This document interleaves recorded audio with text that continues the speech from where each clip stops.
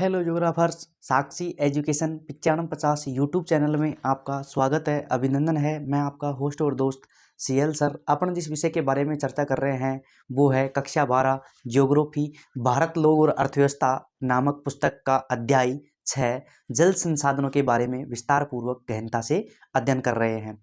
अपन ने कल जो नेक्स्ट या लास्ट जो अंतिम टॉपिक था वो रोलेगन सिद्धि केस स्टडी अध्ययन के बारे में अध्ययन करके विस्तार पूर्वक छोड़ा था। आज अपना जो मुख्य टॉपिक रहेगा वो है अपना भारत में जल की मांग और उपयोग। देखो, भारत में जल की मांग क्यों बढ़ रही है और इसका सर्वाधिक उपयोग किस क्षेत्र में हो रहा है, इसके बारे में अपन विस्तार पूर्वक अध्ययन करेंगे। तो सबसे पहले हेडिंग लगाइए भारत में, सबसे पहले हेडिंग लगाइए भारत में जल की मांग और उपयोग। देखो, भारत में जल की मांग ज़्यादा क्यों है और इसका उपयोग किस क्षेत्र में ज़्यादा हो रहा है। देखो, भारत में जल की मांग इसलिए अत्यधिक है क्योंकि भारत में निवास करने वाली 2/3 जनसंख्या कृषि कार्य करती है। अब देखो, कृषि कार्य जहाँ पे भी कृषि कार्य किया जाता है तो बिना सिंचाई के तो संभव नहीं है, तो इसलिए जल की मांग वहाँ पर अधिक है। दूसरी बात, वहाँ पर जनसंख्या अधिक है।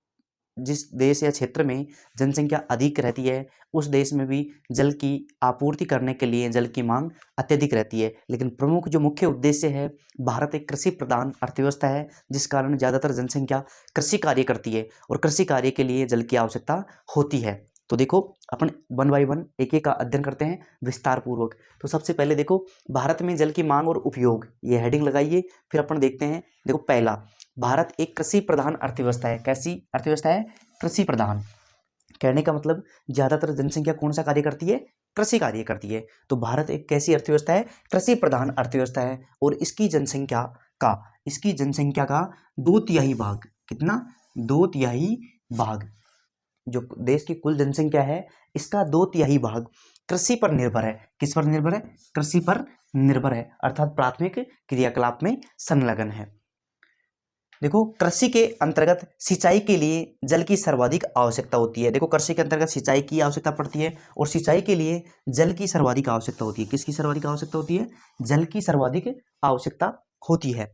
तो जल की सर्वाधिक आवश्यकता किस कार्य में सर्वाधिक होती है? कृषि कार्य में। जो भारत एक कृषि प्रधान अर्थव्यवस्था है जहाँ की 2/3 जनसंख्या कृषि कार्य करती है।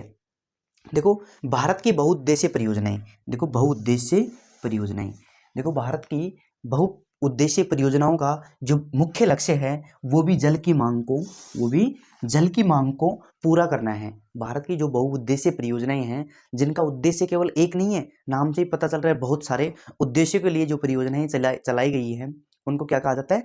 बहुउद्देशीय परियोजनाएं। बहुउद्देशीय परियोजनाओं के माध्यम से बांधों का निर्माण किया जाता है। अब बांध सिंचाई के लिए भी प्रयोग में लिए जाते हैं, मत्स्य पालन के लिए भी, कृषि कार्य के लिए भी, उद्योग धंधों के लिए भी, अनेकों प्रकार के, और विद्युत निर्माण के लिए भी, तो अनेकों प्रकार से इनका उपयोग किया जाता है। इसलिए बहुउद्देशीय जो परियोजनाओं का जो मुख्य लक्ष्य है वो भी जल की मांग को पूरा करना है। देखो, अब प्रमुख जो बहुउद्देशीय परियोजनाएं हैं वो कौन कौन सी हैं जो जल की मांग को पूरा करती है? तो देखो, सबसे पहले देखो भाखड़ा नांगल जो परियोजना है इसके बारे में अध्ययन करते हैं वन बाय वन। तो हेडिंग लगाइए भाखड़ा नांगल जो परियोजना है ये सतलुज नदी पर, देखो ये वेरी इंपॉर्टेंट प्रश्न है, ये पूछा जा सकता है कि भाखड़ा नांगल परियोजना किस नदी पर बनाई गई है। तो अपने को आंसर देना है सतलुज नदी पर। कौन सी नदी पर? सतलुज नदी पर भाखड़ा नांगल परियोजना का निर्माण किया गया है। देखो, ये इसका क्षेत्र कौन कौन सा आता है? पंजाब और हिमाचल प्रदेश में यह योजना सुचारू रूप से विकसित की गई है। कौन सी? भाखड़ा नांगल परियोजना। दूसरी अपनी मुख्य परियोजना आती है वो है हीराकुंड परियोजना। कौन सी परियोजना? हीराकुंड परियोजना। अब ये कौन से राज्य में? उड़ीसा राज्य में। तो सबसे पहले ये आपसे पूछा जा सकता है कि हीराकुंड जो परियोजना है इसका संबंध किस राज्य से है? तो अपने को आंसर देना है उड़ीसा राज्य। कौन सा राज्य? उड़ीसा राज्य। अब देखो, यह महानदी पर निर्मित है, तो ये भी आपसे पूछा जा सकता है जो हीराकुंड परियोजना है उड़ीसा राज्य में स्थित है वो किस नदी पर निर्मित की गई है? तो अपने को आंसर देना है महानदी पर निर्मित की गई योजना है। कौन सी? हीराकुंड परियोजना।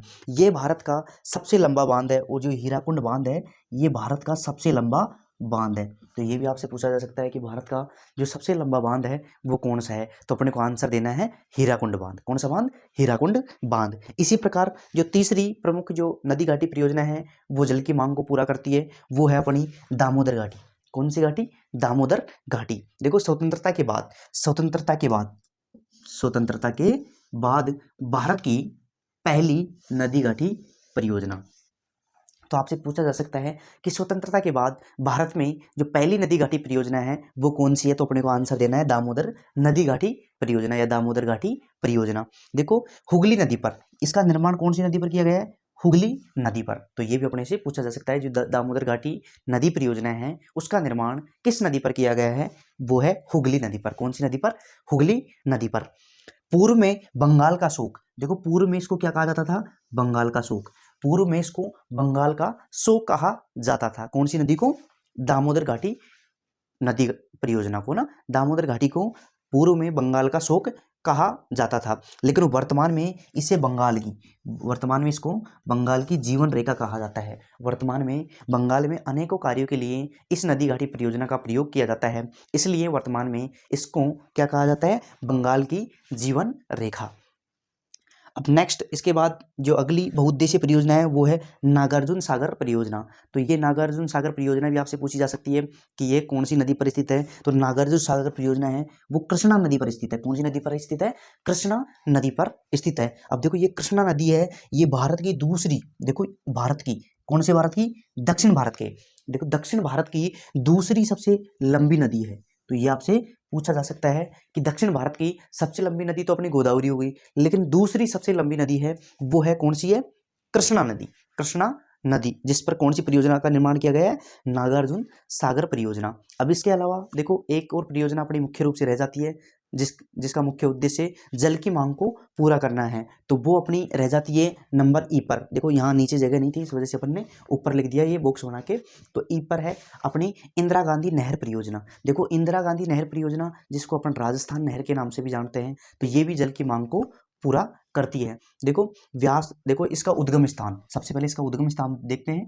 तो व्यास और सतलुज नदी के संगम पर, देखो दो नदियों का मिलन स्थल इसका उद्गम स्थान है। इंदिरा गांधी नहर परियोजना का दो नदियों का उद्गम स्थान या मिलन स्थान इसका उद्गम स्थान है। देखो व्यास और सतलुज नदी के संगम पर, संगम का मतलब मिलन स्थल पर, व्यास और सतलुज नदी के संगम पर हरिके बैराज जो बांध पंजाब, देखो सबसे हरिके बैराज बांध पंजाब, यहाँ से इसका उद्गम स्थान है।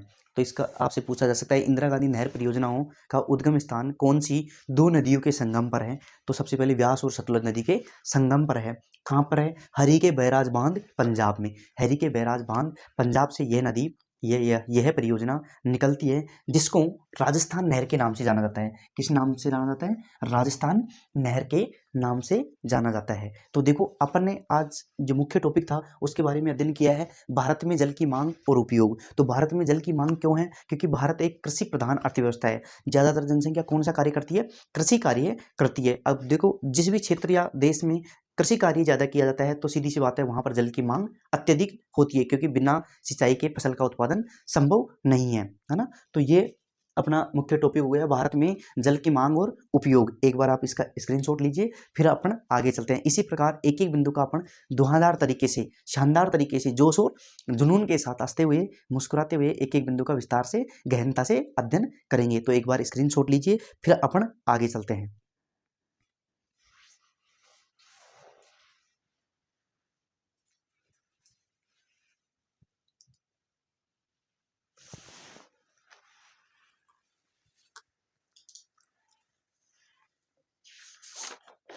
संभवतः आपने स्क्रीनशॉट ले लिया होगा। अब अपन नेक्स्ट बिंदु की ओर चलते हैं। तो हेडिंग लगाइए धरातलीय और भौमजल का उपयोग। हेडिंग लगाइए धरातलीय और भौमजल का उपयोग।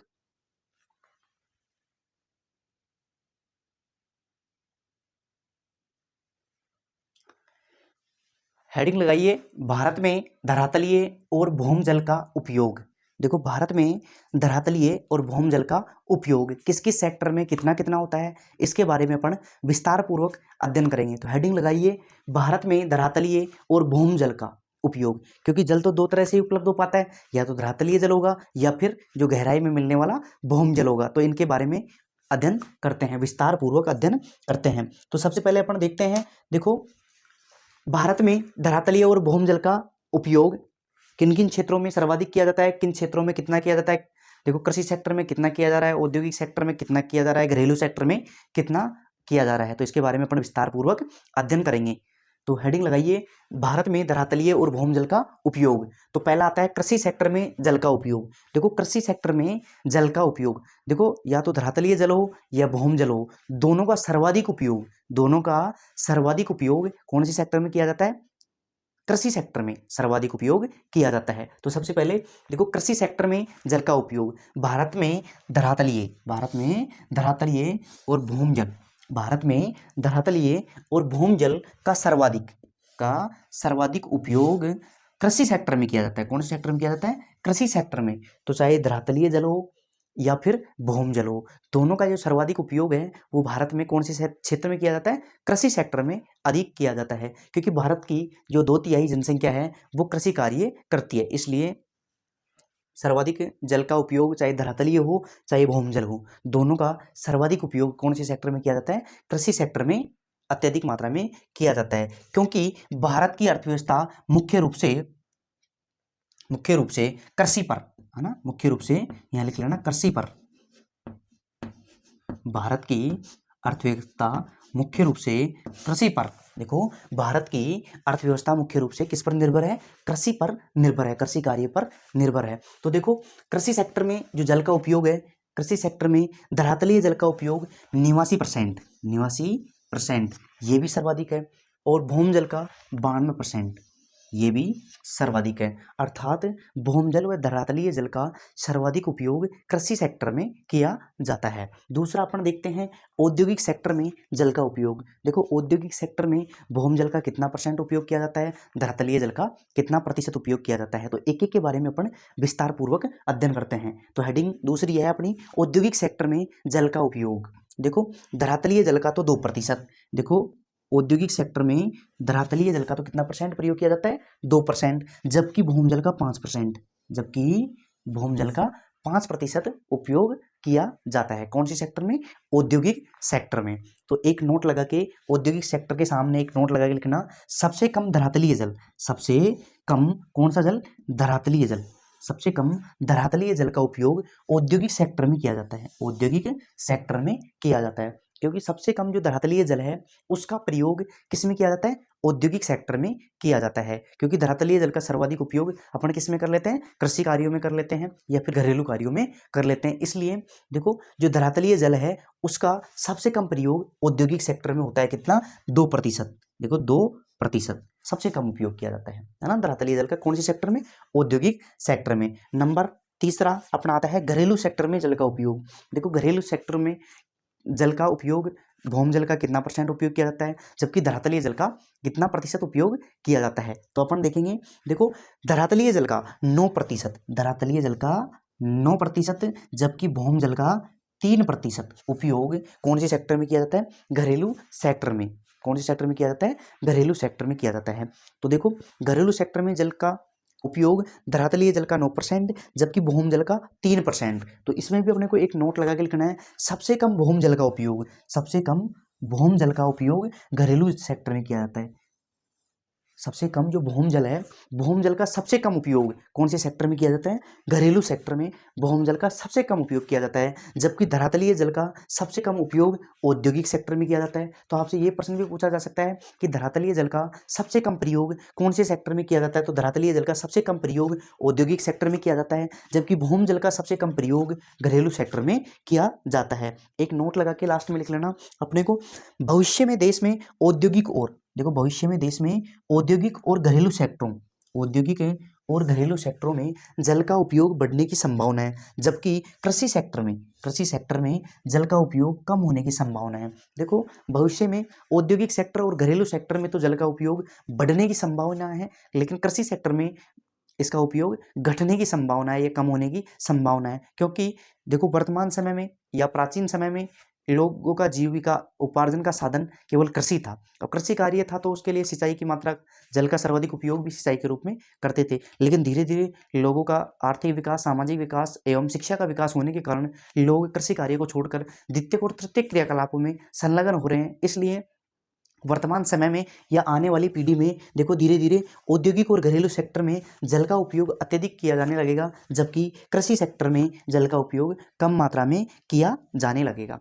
तो ये अपना कंप्लीट हो गया। कौन सा? भारत में धरातलीय और भूमजल का उपयोग कृषि सेक्टर में कितना कितना परसेंट प्रयोग किया जा रहा है, और औद्योगिक सेक्टर में धरातलीय और भूमजल का कितना परसेंट प्रयोग किया जा रहा है। इसके बाद घरेलू सेक्टर में धरातलीय जल का कितना प्रयोग और भूमजल का कितना परसेंट प्रयोग काम में लिया जा रहा है। तो ये अपना कंप्लीट हो गया भारत में धरातलीय और भूमजल का उपयोग। एक बार आप स्क्रीनशॉट लीजिए, फिर अपन नेक्स्ट बिंदु की ओर चलेंगे, सिंचाई के लिए जल की मांग। देखो सिंचाई के लिए जल की मांग क्यों हो रही है, तो उस बिंदु की ओर अपन अध्ययन करेंगे। तो एक बार इसका स्क्रीनशॉट लीजिए, फिर अपन आगे चलते हैं।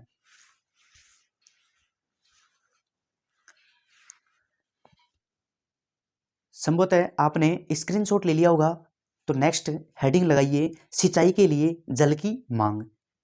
नेक्स्ट हेडिंग लगाइए सिंचाई के लिए जल की मांग। सिंचाई के लिए जल की मांग। हेडिंग लगाइए सिंचाई के लिए जल की मांग। देखो सिंचाई के लिए जल की मांग क्यों होती है, तो अपन इसके बारे में विस्तार पूर्वक अध्ययन करेंगे, हंसते हुए, मुस्कुराते हुए, जोश और जुनून के साथ। तो हेडिंग लगाइए सिंचाई के लिए जल की मांग। सिंचाई के लिए जल की मांग क्यों होती है? तो नंबर 1, भारत की अर्थव्यवस्था कृषि प्रधान है। देखो सबसे पहले भारत की अर्थव्यवस्था कैसी है? कृषि प्रधान अर्थव्यवस्था है। कृषि प्रधान अर्थव्यवस्था है, जिसके लिए सिंचाई, देखो जिसके लिए सिंचाई अत्यंत महत्वपूर्ण होती है, जिसके लिए सिंचाई अत्यंत महत्वपूर्ण होती है। देखो भारत की अर्थव्यवस्था कृषि प्रधान है और इसके लिए सिंचाई अत्यंत महत्वपूर्ण होती है। तो कृषि के लिए जल की मांग सर्वाधिक होती है। किसके लिए? कृषि के लिए। कृषि के लिए जल की मांग सर्वाधिक होती है। दूसरा आता है अतः जल की समुचित व्यवस्था। अतः जल की समुचित व्यवस्था ही सिंचाई के माध्यम से कृषि उत्पादकता में बढ़ोतरी कर सकती है। देखो भारतीय जो अर्थव्यवस्था है कृषि प्रधान अर्थव्यवस्था है, और इसके लिए सिंचाई की अत्यंत आवश्यकता होती है। और अपन अगर सुचारू रूप से अगर सिंचाई उपलब्ध करवा देते हैं फसलों को, तो उसमें उत्पादकता में भी क्या होती है? बढ़ोतरी होती है। नंबर तीसरा देखिए, भारत में अनियमित व अनिश्चित मानसून के कारण। देखो भारत में अनियमित मानसून है और अनिश्चित मानसून है। अनियमित का मतलब यह है कि कभी तो समय से पहले आ जाता है, कभी समय के बाद में आता है, लेकिन मानसून का समय पर आना जरूरी है। लेकिन भारत में ऐसा कभी नहीं होता है, या तो समय से पहले मानसून आ जाता है या समय के बाद में आता है, जिस कारण भी जल की मांग सर्वाधिक होती है। तो देखो भारत में अनियमित व अनिश्चित मानसून होने की वजह से, देखो भारत में अनियमित व अनिश्चित मानसून होने की वजह से, है ना, मांग की जगह मानसून कर लेना ना, मांग की जगह क्या करना अपने को? मानसून। मानसून मानसून देखो भारत में अनियमित व अनिश्चित, कोई पता नहीं है आएगा या नहीं आएगा, इसकी भी कोई गारंटी नहीं है। अनियमित है, कभी समय से पहले आ जाता है, कभी समय के बाद में आता है। तो भारत में अनियमित व अनिश्चित मानसून होने की वजह से सिंचाई के लिए जल की मांग बढ़ रही है, क्योंकि मानसून का तो कोई पता नहीं है। मानसून या तो समय से पहले आ जाएगा या समय के बाद में आएगा, ये कभी कभार तो बिल्कुल आता ही नहीं है। तो इसके लिए भी सिंचाई के लिए मांग, जल की मांग बढ़ रही है। नंबर 4, देश में वर्षा की स्थानिक भिन्नता। और देखो इसके लिए, इस वजह से भी भारत में सिंचाई के लिए जल की मांग बढ़ रही है, क्योंकि देश में वर्षा की स्थानिक भिन्नता के कारण सिंचाई की आवश्यकता होती है। देखो वर्षा की स्थानिक भिन्नता का मतलब यह है कि पूरे देश में एक समान वर्षा का वितरण नहीं होता है। कहीं पर ज़्यादा हो जाती है, कहीं पर बिल्कुल ही सूखा रह जाता है, और जिन क्षेत्रों में सूखा रहेगा सीधी सी बात है वहाँ पर सिंचाई की आवश्यकता होती है। तो देखो देश में वर्षा की स्थानिक भिन्नता है, स्थान पर सभी स्थानों पर समान रूप से वर्षा नहीं होती है, तो स्थानिक भिन्नता के कारण सिंचाई की आवश्यकता पड़ती है। तो स्थानिक भिन्नता के कारण, वर्षा की स्थानिक भिन्नता के कारण भी सिंचाई के लिए जल की आवश्यकता होती है। नंबर 5 देखिए, देश के अधिकांश भाग वर्षा विहीन है। देखो देश के अधिकांश भाग वर्षा विहीन और सूखाग्रस्त है। देखो देश के अधिकांश भाग या अधिकांश क्षेत्र ऐसे हैं जहां पर या तो वर्षा होती ही नहीं है, अगर होती भी है तो नाम मात्र की होती है, अर्थात वह क्षेत्र सूखाग्रस्त है। अब सूखाग्रस्त क्षेत्रों में फसल का उत्पादन करने के लिए, क्योंकि अर्थव्यवस्था तो चलानी है, जीविकोपार्जन तो करना ही है कैसे भी करके, तो जीविकोपार्जन करने के लिए फसलों का उत्पादन किया जाता है, तो उसमें सिंचाई के लिए जल की मांग अधिक हो जाती है, क्योंकि वो क्षेत्र तो सूखे हैं, तो वहां पर सिंचाई के लिए जल की मांग अधिक हो जाती है। अगला नेक्स्ट देखिए नंबर 6, कुछ फसलें ऐसी होती हैं, लेकिन कुछ फसलें ऐसी होती हैं जिनके लिए जल की अधिक मात्रा की आवश्यकता होती है, जैसे चावल हो गया, गन्ना हो गया और जूट हो गया।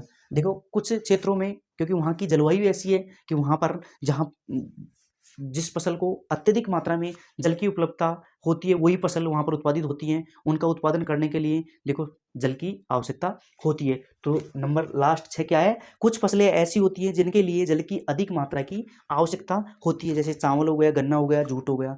जैसे जिन क्षेत्रों में चावल, गन्ना, जूट आदि फसलों का उत्पादन किया जाता है तो उन क्षेत्रों में सिंचाई की मांग बढ़ जाती है, सिंचाई के लिए जल की मांग बढ़ जाती है। तो ये प्रमुख कारण है जो सिंचाई के लिए जल की मांग को बढ़ा देते हैं, सिंचाई कार्य के लिए जल की मांग को बढ़ा देते हैं। एक बार आप इसका स्क्रीनशॉट लीजिए, फिर अपन आगे चलेंगे। सिंचाई के लाभ, देखो सिंचाई के क्या क्या लाभ हैं, उनका विस्तार पूर्वक धुआंधार तरीके से, शानदार तरीके से, जोश और जुनून के साथ हंसते हुए, मुस्कुराते हुए अपन एक एक बिंदु का एनालिसिस करेंगे। प्रत्येक एग्जाम में आने वाला प्रत्येक प्रश्न अपने नोट्सों से बाहर बिल्कुल भी नहीं आएगा। अपनी कोशिश ये रहेगी चाहे वो सिलेबस के अंदर से आए या फिर सिलेबस से बाहर से आए, तो अपने सारे प्रश्न अपने नोट्सों में से मिल जाएंगे। तो एक बार आप स्क्रीनशॉट लीजिए, फिर अपन देखेंगे सिंचाई के लाभ, सिंचाई के क्या क्या लाभ है।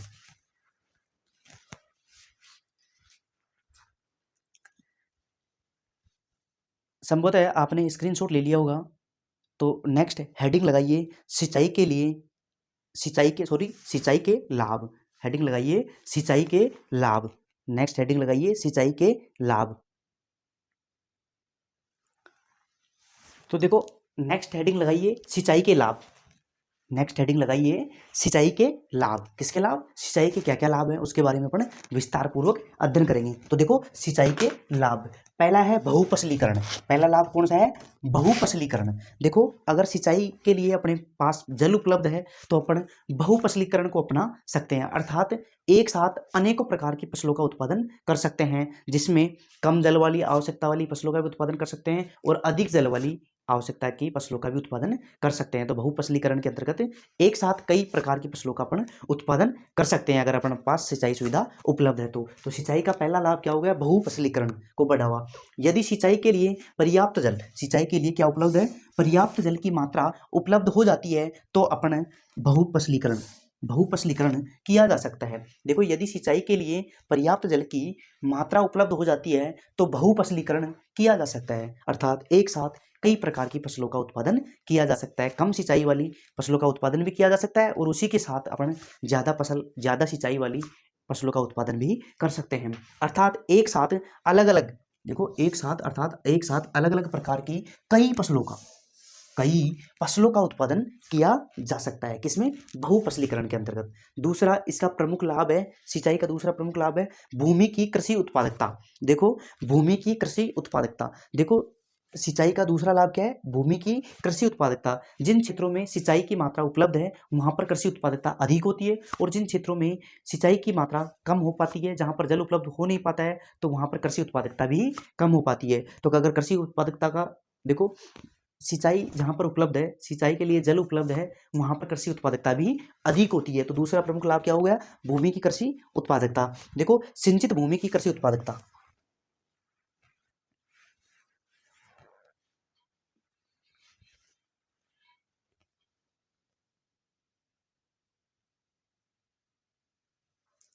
तो देखो सिंचाई का दूसरा प्रमुख लाभ है भूमि की कृषि उत्पादकता। दूसरा लाभ क्या है, भूमि की कृषि उत्पादकता। तो देखिए सिंचित भूमि की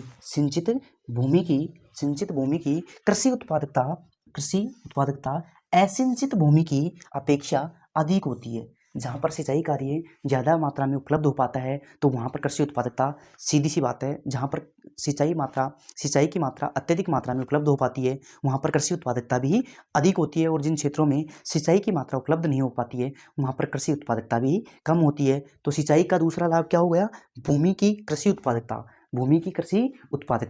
नंबर तीसरा, अधिक उपज देने वाली फसलों का उत्पादन। तीसरा लाभ क्या है, अधिक उत्पादन देने वाली या अधिक उपज देने वाली फसलों का उत्पादन। जिन क्षेत्रों में सिंचाई की मात्रा अधिक है उन क्षेत्रों में अपन अधिक उपज देने वाली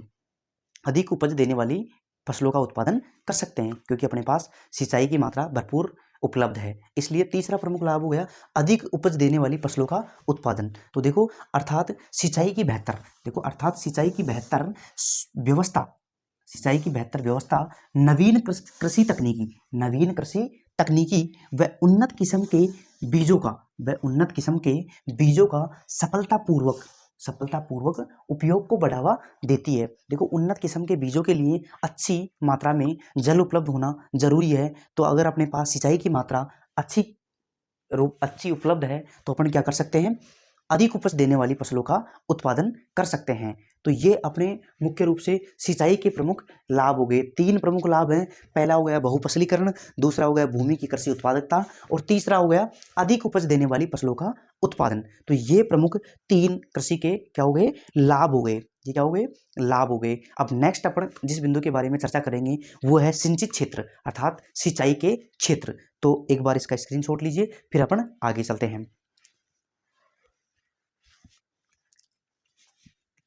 संभवतः आपने स्क्रीनशॉट ले लिया होगा, तो नेक्स्ट हेडिंग लगाइए सिंचाई क्षेत्र या सिंचित क्षेत्र। सिंचाई क्षेत्र या सिंचित क्षेत्र।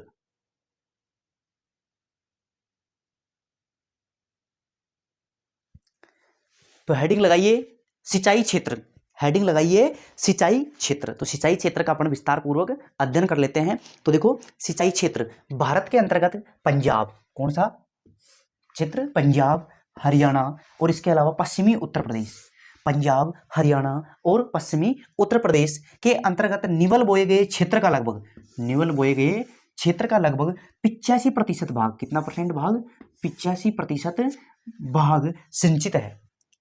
निवल बोए गए क्षेत्र का लगभग 85% भाग कौन से राज्यों में सिंचित है, तो यह है पंजाब, हरियाणा और पश्चिमी उत्तर प्रदेश। तो यह आपसे पूछा जा सकता है, विशेष तौर से आपको ध्यान रखना है ना। अगला है निवल सिंचित क्षेत्र का, निवल सिंचित क्षेत्र का 76.1%, 76.1% पंजाब में और 51.3% हरियाणा में, 51.3% हरियाणा में कुओं और नलकूपों द्वारा सिंचित है, नलकूपों द्वारा सिंचित है। तो सर्वाधिक कुओं और नलकूपों द्वारा निवल बोए गए क्षेत्र का सिंचित क्षेत्र कौन कौन से राज्यों में है, तो यह है पंजाब और हरियाणा में, जहां पर कुओं और नलकूपों के द्वारा सर्वाधिक सिंचाई की जाती है। तो ये अपने को भी ये भी ध्यान रखना है। इसके अलावा देखो, भूमजल संसाधनों का अत्यधिक उपयोग, देखो लगातार भूमजल संसाधनों का अत्यधिक उपयोग, भूमजल संसाधनों का अत्यधिक उपयोग कृषि के अंतर्गत सर्वाधिक किया जाता है, कृषि के अंतर्गत सर्वाधिक किया जाता है। सर्वाधिक कृषि के अंतर्गत किसका उपयोग किया जाता है, भूमजल संसाधनों का सर्वाधिक उपयोग किया जाता है। लेकिन वर्तमान समय में भूमिगत जल का अति दोहन, देखो वर्तमान समय में भूमिगत जल का लोग अति दोहन कर रहे हैं, अंधाधुंध प्रयोग कर रहे हैं, अति दोहन एवं प्रदूषण हो रहा है। वर्तमान समय में क्या होने लग गया, वर्तमान समय में जो भूमिगत जल है उसका अति दोहन के कारण प्रदूषण होने लग गया, प्रदूषण हो रहा है, जिसके कारण भूमिगत जल की गुणवत्ता एवं मात्रा, जिसके कारण भूमिगत जल की गुणवत्ता एवं मात्रा में भारी कमी आई है। अर्थात भूमिगत जल की मात्रा में फ्लोराइड की मात्रा अत्यधिक हो गई है, जो उस जल की कमी आई है। तो देखो, सिंचाई क्षेत्र, सिंचाई क्षेत्र को दोबारा देख लेते हैं एक बार। भारत के अंतर्गत पंजाब, हरियाणा और पश्चिमी उत्तर प्रदेश के अंतर्गत निवल बोए गए क्षेत्र का लगभग 85% भाग सिंचित है। कौन कौन से क्षेत्रों में, पंजाब, हरियाणा और पश्चिमी उत्तर प्रदेश में निवल बोए गए क्षेत्र का लगभग 85% भाग सिंचित है। दूसरा देखिए, निवल सिंचित क्षेत्र का 76.1% भाग पंजाब और 51.3% भाग हरियाणा में कुओं और नलकूपों से सिंचित किया जाता है, कुओं और नलकूपों द्वारा सिंचित है। भूम जल संसाधनों का अत्यधिक उपयोग कृषि के अंतर्गत सर्वाधिक किया जा रहा है। देखो, वर्तमान समय में भूम जल का कृषि कार्यों में अत्यधिक उपयोग किया जा रहा है, जिसके कारण वर्तमान समय में भूमिगत जल का अति दोहन एवं प्रदूषण हो रहा है। अति दोहन भी हो रहा है और साथ साथ में क्या हो रहा है, प्रदूषण भी हो रहा है, प्रदूषित होने लगा है जल, जिसके कारण भूमिगत जल की गुणवत्ता एवं मात्रा में भारी कमी आई है। तो ये अपना हो गया मुख्य टॉपिक, सिंचाई क्षेत्र। कौन सा क्षेत्र, सिंचाई क्षेत्र। इसी प्रकार धुआंधार तरीके से, शानदार तरीके से, जोश और जुनून के साथ हंसते हुए, मुस्कुराते हुए अपन नेक्स्ट बिंदु की ओर चलते हैं। तो नेक्स्ट अपना अंतिम और नेक्स्ट बिंदु है भूमिगत जल के अति दोहन के दुष्प्रभाव। देखो, भूमिगत जल का अपना अति दोहन कर रहे हैं तो उसके क्या क्या दुष्प्रभाव हो सकते हैं, उनके बारे में चर्चा करेंगे। एक बार आप स्क्रीनशॉट लीजिए, फिर अपन आगे चलते हैं। संभवत है आपने स्क्रीनशॉट ले लिया होगा, तो नेक्स्ट हेडिंग लगाइए भूमिगत जल के अति दोहन के दुष्प्रभाव, भूमिगत जल के अति दोहन के दुष्प्रभाव।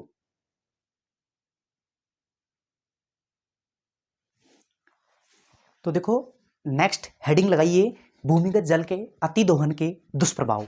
क्या है? भूमिगत जल के अतिदोहन के दुष्प्रभाव। हेडिंग लगाइए, भूमिगत जल के अतिदोहन के क्या क्या दुष्प्रभाव हो सकते हैं। तो देखो नंबर 1, पंजाब, हरियाणा और पश्चिमी उत्तर प्रदेश। पंजाब, हरियाणा और पश्चिमी उत्तर प्रदेश जैसे राज्यों में भूमिगत जल का सिंचाई हेतु अत्यधिक उपयोग के कारण भूमिगत जल की गुणवत्ता एवं मात्रा दोनों में कमी आई है। तो ये इसका पहला और प्रमुख दुष्प्रभाव है। क्या है? पंजाब, हरियाणा, पश्चिमी उत्तर प्रदेश जैसे राज्यों में भूमिगत जल का सिंचाई हेतु अत्यधिक उपयोग के कारण भूमिगत जल की गुणवत्ता एवं मात्रा दोनों में अत्यधिक कमी आई है। दूसरा है भूमिगत जल की अतिदोहन। भूमिगत जल के अतिदोहन के फलस्वरूप राजस्थान एवं महाराष्ट्र जैसे राज्यों में भूमिगत जल की अंतर्गत फ्लोराइड की मात्रा में अत्यधिक वृद्धि हुई है। फ्लोराइड की मात्रा में अत्यधिक वृद्धि कौन कौन से राज्यों में हुई है? राजस्थान एवं महाराष्ट्र में। देखो दोबारा देखते हैं, भूमिगत जल के अतिदोहन के फलस्वरूप राजस्थान एवं महाराष्ट्र जैसे राज्यों में भूमिगत जल के अंतर्गत फ्लोराइड की मात्रा में अत्यधिक वृद्धि हुई है। तो कौन कौन से क्षेत्रों में फ्लोराइड की मात्रा की वृद्धि हुई है? तो वो है राजस्थान एवं महाराष्ट्र में। नंबर तीसरा है भूमिगत जल के अतिदोहन के परिणाम स्वरूप बिहार, कौन कौन सा? बिहार एवं पश्चिम बंगाल जैसे राज्यों में ओर्सनिक की मात्रा बढ़ गई है, जो स्वास्थ्य के लिए कैसी है? हानिकारक है। अर्थात देखो बिहार एवं पश्चिम बंगाल जैसे राज्यों में ओर्सनिक की मात्रा बढ़ गई है, जिसके कारण यह स्वास्थ्य के लिए हानिकारक है। तो ये इसके 3 दुष्प्रभाव हो गए। भूमिगत जल के अतिदोहन के 3 प्रमुख दुष्प्रभाव हो गए। आज के लिए इतना ही काफ़ी है। क्लास अगर पसंद आई है तो लाइक करना, सब्सक्राइब करना, लोगों के पास शेयर करना और कमेंट बॉक्स में एक प्यारा सा कमेंट करना कि आपको क्लास कितनी पसंद आई है ना। आज के लिए इतना ही काफ़ी है। थैंक यू दोस्तों, थैंक यू। जय हिंद, जय भारत।